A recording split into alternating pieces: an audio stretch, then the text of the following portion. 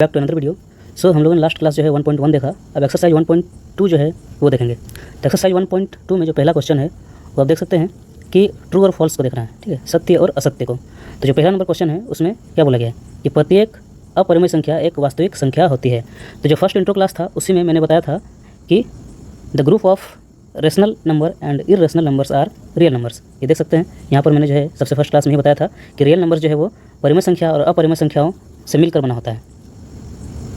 तो यहाँ पर आप देख सकते हैं कि इसमें क्या बोलेगा, प्रत्येक अपरिमेय संख्या एक वास्तविक संख्या होती है, ठीक है। तो रियल नंबर यानी वास्तविक संख्या जो होती है वो क्या होता है, rational number and irrational number, irrational numbers यानी the group of rational number and irrational numbers are real numbers. यानी कि जो 1 नंबर है वो आंसर क्या हो जाएगा, सत्य यानी ट्रू, सत्य। जो दूसरा नंबर क्वेश्चन है वो देखो क्या बोल रहा है कि संख्या रेखा का प्रत्येक बिंदु रूट m के रूप का होता है, जहाँ m एक प्राकृत संख्या है। अब देखो संख्या रेखा का प्रत्येक बिंदु रूट m के रूप में होता है, जहाँ m एक प्राकृत संख्या है। अब यहाँ पर क्या बोला गया है कि m जो है एक प्राकृत संख्या है और इसमें जो -3 होता है क्या है, एक वास्तविक संख्या होता है। तो इसका आंसर क्या हो जाएगा, आंसर हो जाएगा असत्य।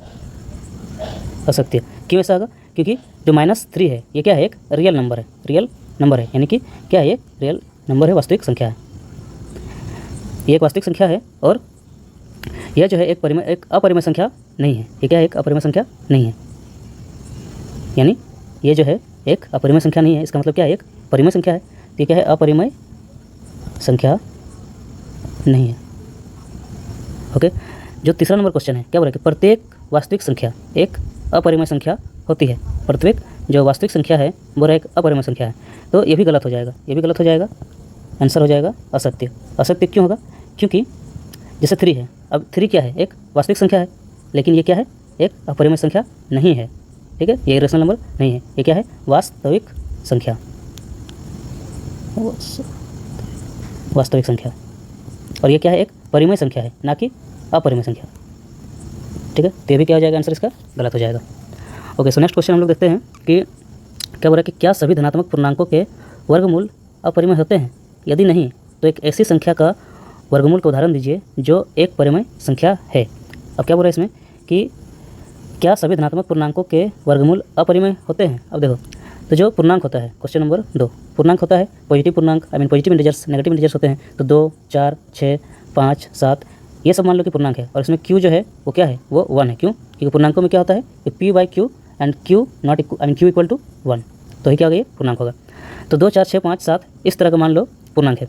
अब आगे बोल रहा है कि क्या सभी धनात्मक पूर्णांकों के वर्गमूल अपरिमेय होते हैं। तो पहली बात कि ये सब परिमेय है, ठीक है, जो नंबर से ये क्या है, परिमेय है, धनात्मक है, और ये क्या है, परिमेय है, ना कि अपरिमेय। यदि नहीं तो एक ऐसी संख्या के वर्गमूल का उदाहरण दीजिए जो एक परिमेय संख्या है। तो इसका आंसर क्या हो जाएगा, नहीं होगा। और साथ ही क्या बोल रहा है, ऐसा उदाहरण दो जो एक परिमेय संख्या हो। तो जैसे √9, तो √9 का वर्गमूल क्या हो जाएगा, स्क्वायर 3 हो जाएगा। तो ये क्या है, एक परिमेय संख्या है, ठीक है। जो तीसरा नंबर क्वेश्चन है, तीसरा नंबर क्वेश्चन जो है वो इतना इंपॉर्टेंट नहीं है, बट फिर भी अंडरस्टैंडिंग के लिए देख लेते हैं। तीसरा नंबर क्वेश्चन क्या बोल रहा है कि दिखाइए कि संख्या रेखा पर √5 को किस प्रकार से लिख सकते हैं। अब देखो, सिंपली जब एक नंबर लाइन होता है तो उसमें अगर 1, 2, 3, 4, -1, -2 कुछ भी अगर लिखना होता है तो हम लोग इजीली यहाँ पर लिख देते हैं -1, -2।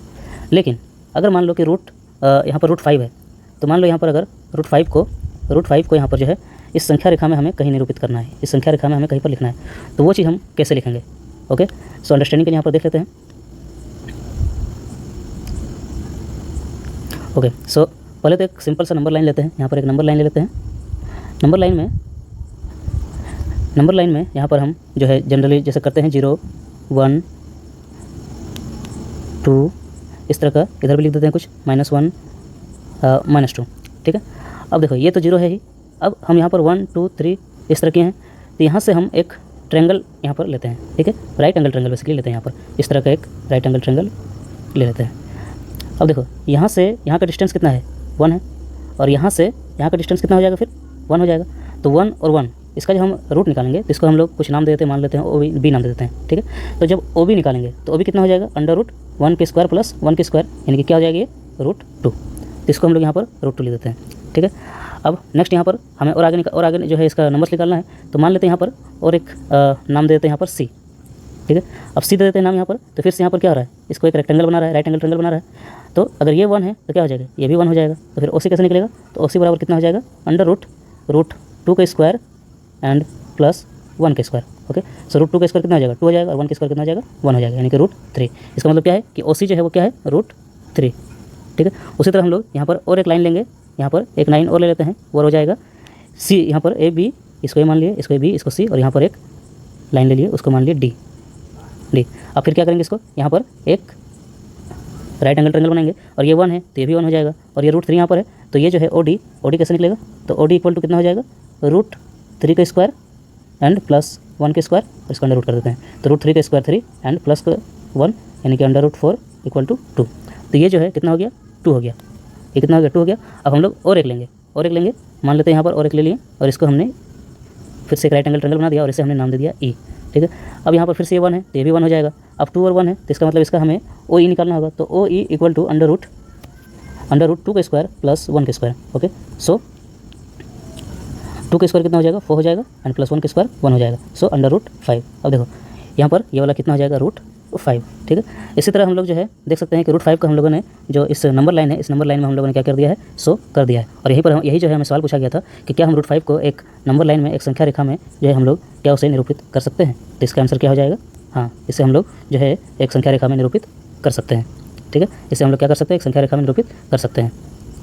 तो इसी तरह जो है जो चौथा नंबर क्वेश्चन है, चौथा नंबर क्वेश्चन जो है कागज़ को फोल्ड करके बनाना है, तो वो जो है आप लोग खुद से बना सकते हैं। ठीक है, तो मिलते हैं फिर नेक्स्ट वीडियो में, और साथ ही वीडियो को लाइक और सब्सक्राइब करते रहिएगा। धन्यवाद।